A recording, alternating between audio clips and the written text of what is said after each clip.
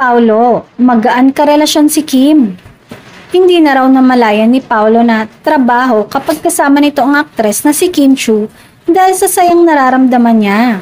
Ani Paolo, kahit minsan ay maliit na oras na lang ang naibibigay niya sa girlfriend, ay hindi raw siya sinusumbatan ni Kim at magaan itong kasama.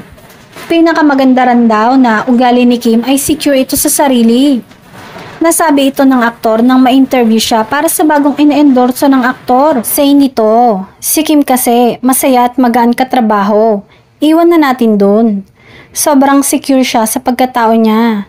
Maganda siya pero hindi mo maramdaman. Napakasimple, magaan kasama. Lahad ni Paolo.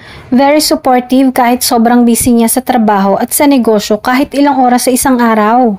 Hindi mo mararamdaman na parang obligasyon siya. Dagdag pa niya.